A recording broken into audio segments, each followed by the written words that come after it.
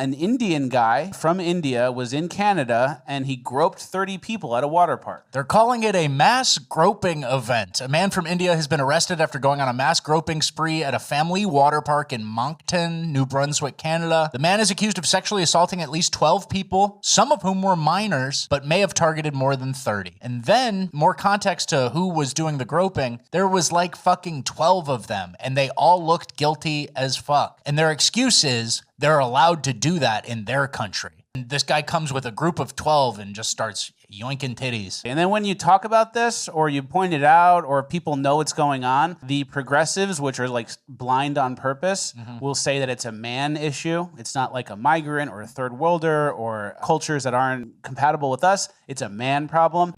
Hello guys, you're welcome back to Rachel and Robert's channel. Yeah. So in this video we're going to be talking about study visa deniers. We're going to be talking about visitors being forced to seek asylum. We're going to be talking about mass deportation at airports in Canada, right? And for disclaimer, guys, this channel is not owned by any type of Canada government agency or an immigration lawyer. The content in the channel is for informational purpose only, and which is collected from various public domains. You may need to contact an expert immigration attorney for your specific immigration needs, guys. So I just want to gist about some key important notes, like topics, guys. Okay, so please, first of all I want to talk about this study visa thing.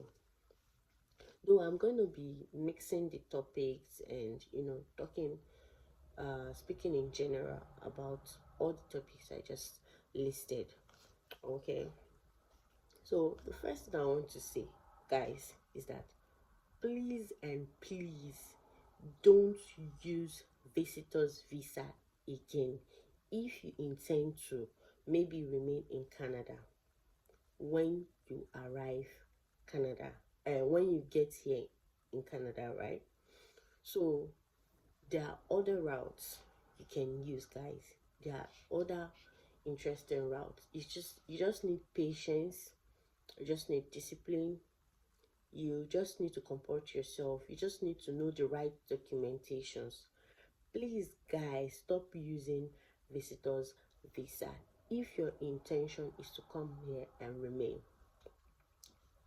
Okay, me, I no go talk this one more than one time. Guys, you understand what I mean? See, study visas are even being denied,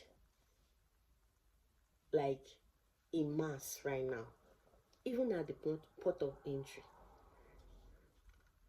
Guys, shocking, right? But it's the truth. And this is making universities cry, like universities are crying like they are in pains. It's not funny, it's not a funny thing, right? Universities are really in pains. They're not even finding this whole thing funny at all. And one thing that baffles me is that Canadians are kind of getting angry with the immigrants, which is not supposed to be so. Canadians are, from my understanding, they are kind of also benefiting. They might not really benefit much like that, okay, but they are kind of benefiting from this immigrants thing, okay. And I don't know why they are really against immigrants like that, but what can we do? It's their country, guys. It's their country. And you too, when you now leave your own country and come here as a foreigner, please behave yourself.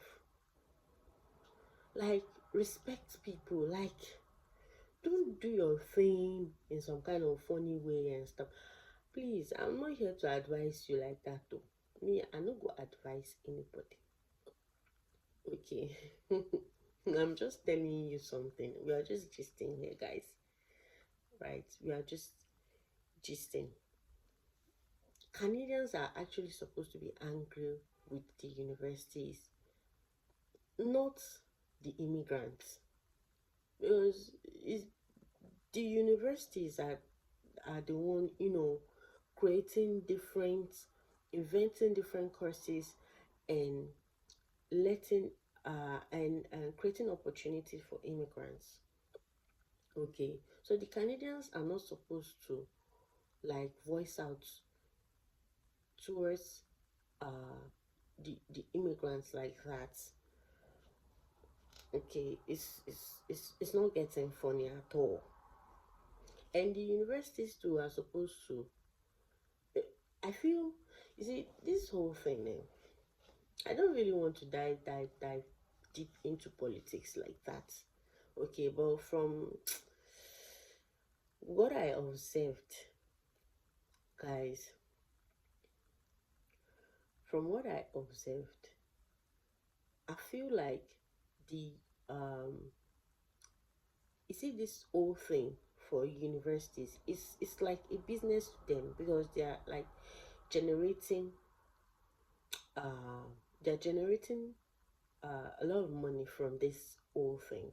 Okay, everybody is also generating, but it depends on what you are able to generate from it from this immigration stuff.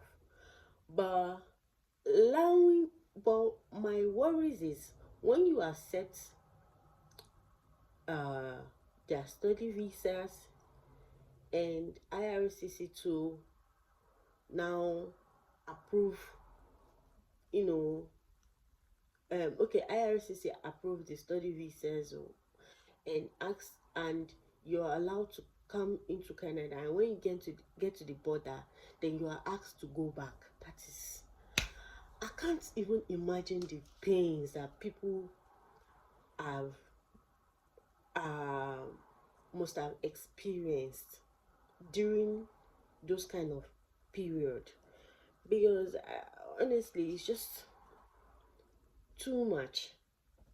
Also, I want to state that when you're having like too much money, like a sudden too much money, it's like a red flag. Because a student was denied visa even with 400,000 Canadian dollars.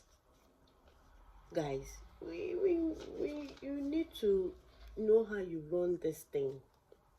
Okay, someone had about 1 million Canadian dollars and was denied because the officer said it's a red flag. Also, the most annoying thing is that the student couldn't even properly show proof. It was like stammering. It was not a good sight to behold. I didn't experience it personally, but I got this information from someone that experienced it personally, and like he really felt bad for the person. Okay, so make sure your documents are genuine and they should make sense. I don't know how you want to do it. Make sure your documents are genuine. They should make sense. Like, they should make all the sense in this world. Though if you still want your visit visa, make sure your passport is for like 10 years, because maybe later in future they may come up with visit visa to work permit, whatever. You never can tell. Okay, what I'm trying to say is that if you still insist that you want to still go for visit visa, make sure that your passport is for 10 years, so that you'll be able to, when you apply with 10 years passport validity. Hope you guys understand what I'm trying to say. with this, you'll be given, I think from what I heard, I don't know, you can just leave your uh leave your suggestion, like comment if I'm wrong here, guys, that if you have like 10 years passport validity, right, I think you'll be given like 10 years visa or something like that. That's for visit visa, right? So maybe you could go for that, and maybe along the line they might change their mind about this visit visa, and you'll be able to like change it from a visit to work visa, because you need to survive when you get here. Okay, you practically need to survive. Okay, so you need money, like for the next 6 months of you in Canada. Just plan your 6 months. Just plan how much you need to be spending. Like, have enough money, because Canada is not like one time ago, guys. So you have it in mind that until you are safely inside Canada, before you start announcing to people that you got a visa. And I know most people, they don't really have that kind of African belief and all those things, but I'll just say to you, okay, until when you are inside Canada, you slept, you woken up, you be like, okay, okay, okay. You look outside your window, you be like, oh yeah, yeah, yeah, I'm in Canada actually. Then you can now think of, oh, hello, hey, you can now send your messages and all, all that. One thing that usually surprises me is that you get to the port of entry, and then the immigration officer will be like, I will ask you about your school documents, and then you start thinking, you start saying, hold on, let me check. How can you say you want to check the name of your school? Like, you don't know the name of the school you're going to. Some people are like funny. Even if somebody help you to run this matter, get sense. The money that you made, the money that you paid for all this processing, how did you get that money if you don't have sense? You understand? So guys, we really need to be careful, because I know that I heard about some people, when they get to the port of entry and you see them shivering, they're not confident and stuff. They sometimes I heard that the immigration officer might just ask that, what's your name, and then you be like, um can you be saying to your name? The moment you say that, they already know that this guy or this lady is not confident. They already start sensing something, and that will prompt them to keep asking questions. Though, as for me and my husband, we're not even asked questions at all throughout. When we're not really, we didn't really face issue. In fact, we did not face any kind of issue, because we're confident, and we had prayed, fasted, and all those things, and which worked for me, okay, which worked for me and my husband, and stuff like that. And though my we already paid, uh um we paid for the first semester in full. Okay, we paid for the first semester in full, you know, that because my husband came as a student, and I came as a dependent, right? So that was also a good stand as well. Okay, that was also a good stand. So they were like, they'll just check, oh, okay, he has paid, okay, bam, bam, bam. You know, I don't know, but they weren't asked, even at the port of entry. at Montreal, because we used Montreal.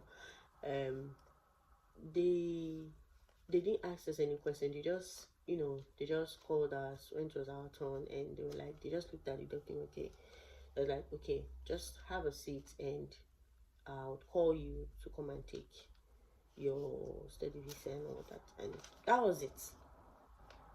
Okay, but there are some people that they were straining. There was a woman that had like 4 kids or so. Then they were like asking her question, where are the father? Where is the father?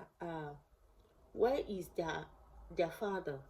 They were asking this, that. I was like, I just had to take my mind off it, and I was just like praying for her that. But one thing about the woman is that even though the kids are like, you know how it is stressful when you're traveling with kids and all that.